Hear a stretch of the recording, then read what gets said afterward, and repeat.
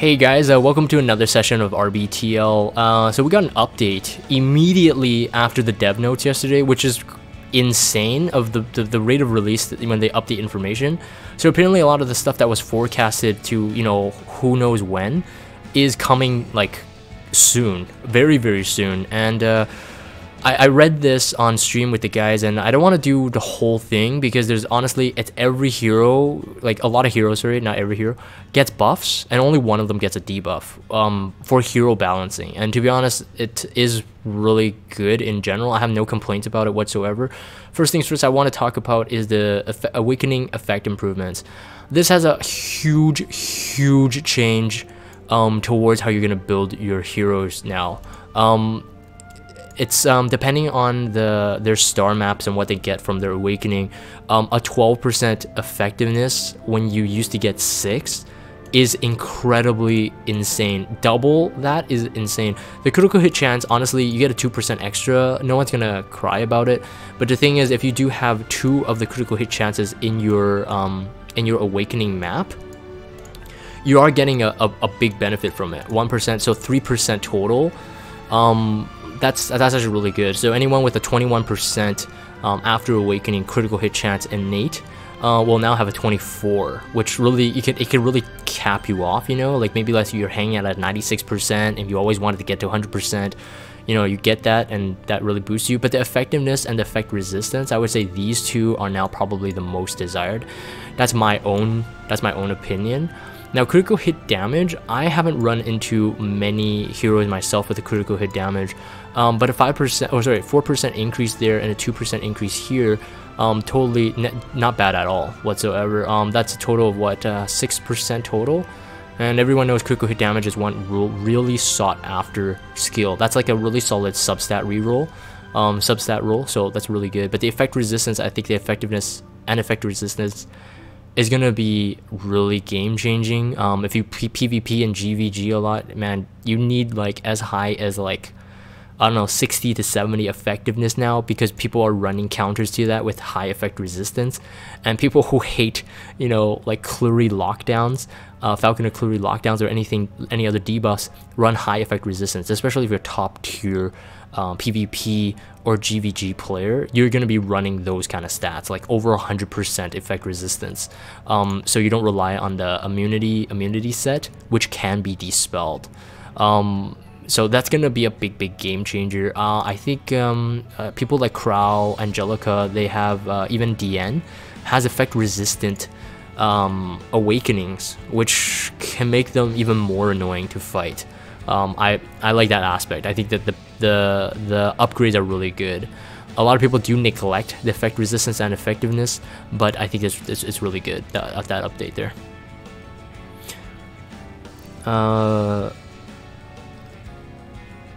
Okay, so hero balancing changes. So okay, I think the only thing that should be noted is the nerf. So there's only one nerf, and it's Falconer Kluri. Even reading this, I don't even know if it's like bad nerf. I think it still makes her usable, and I think honestly people are still going to use her. If you read the difference between the before and after, and you guys can do this on your own time as well. Of course, this is on the Stove website. You can see that there is now an increase in the cooldowns. So now it's been reduced to 5 turns instead of 4. So people who have been facing like Kluri's, Kluri can get really lucky with a double attack in her skill tree. And she can be really annoying because she can totally take advantage of a complete lockdown on an ice hero. Let's say DN or Crow. If you don't have Wondrous Potion Valon, she can have like an infinite lockdown if she gets lucky. So it's really annoying to deal with. But now with this cooldown, I think it really mitigates that. Plus, there is the Trust Rune change. So before, it was a 15% to be granted an extra turn, which is extremely high. Again, if RNG rolls Kluri's way, that can make your Kluri really good or make the enemy's one really good. But now, it is a 10% chance to increase the combat range by 50% at the end of the turn.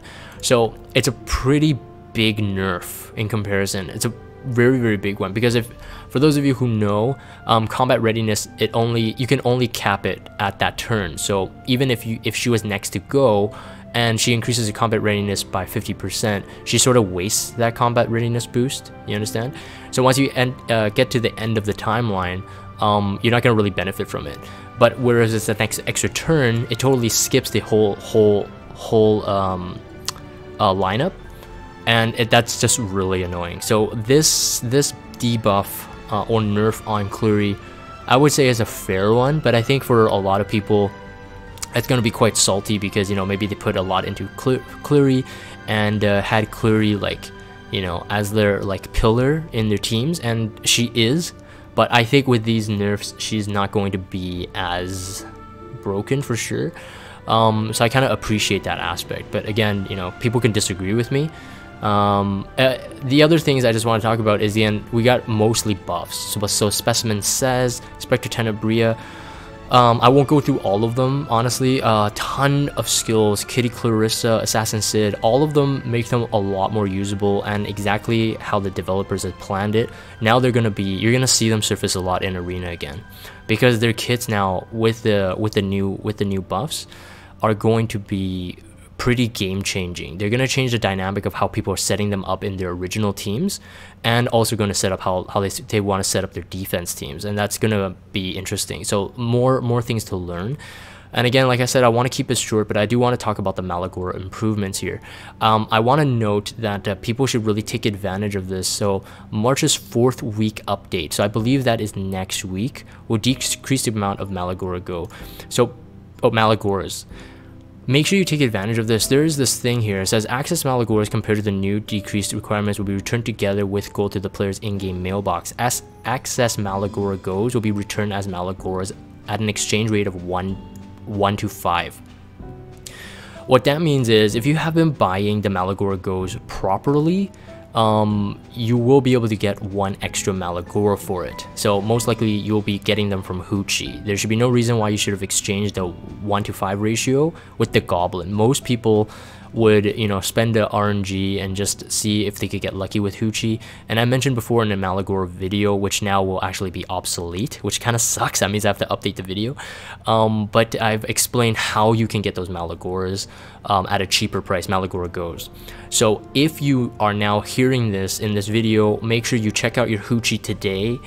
He can be found in Labyrinth mainly, and make sure you see if you can have Molagora Goes in there for purchase all the way up to this update week. So you have a whole week to do this.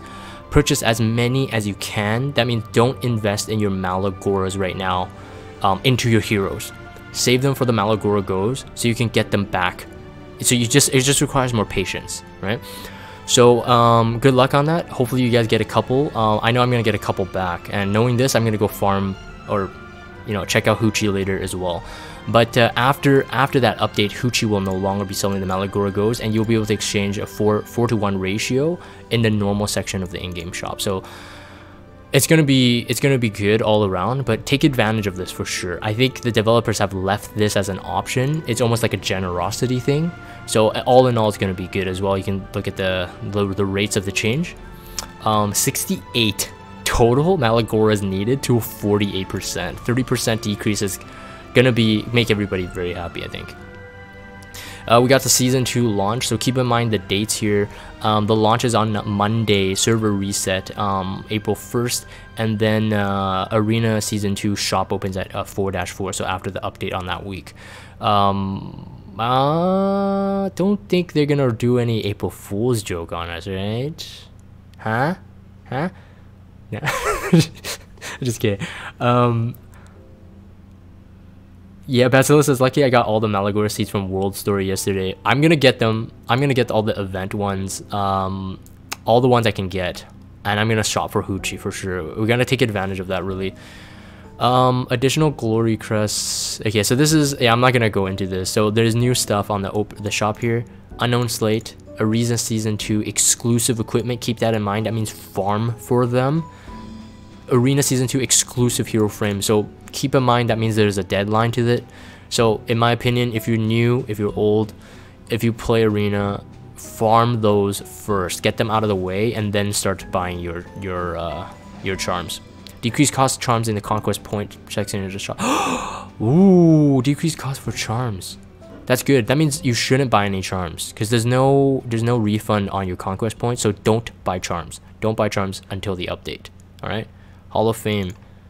Okay, not really needed. Oh, okay. Powder of Knowledge shop list is good too. Notice that Sigurd Scythe is coming. Elber's Ritual Sword, R&L, Celestine. All of these are really good. All 4 are really good. In my opinion, I think in priority, probably Elber's Ritual Sword and R&L. If you're PvP heavy, I think those two are probably the highest. Then I would say probably Celestine and then Sigurd Scythe. The reason is just because the meta shift. I don't think Sigurd Scythe is as worth it as it used to be, but you know, to each their own. Anyways, that's it for that one. I'm just gonna end that there. So hopefully that's been helpful, and hopefully you guys benefit from these updates. Make sure you get those Malagoras. Super important. All right, I'm gonna end that there. If you guys have Discord, check out the Discord server, follow me on Twitter, and subscribe to YouTube if you haven't. As always, thank you guys for watching, and I will see you next time.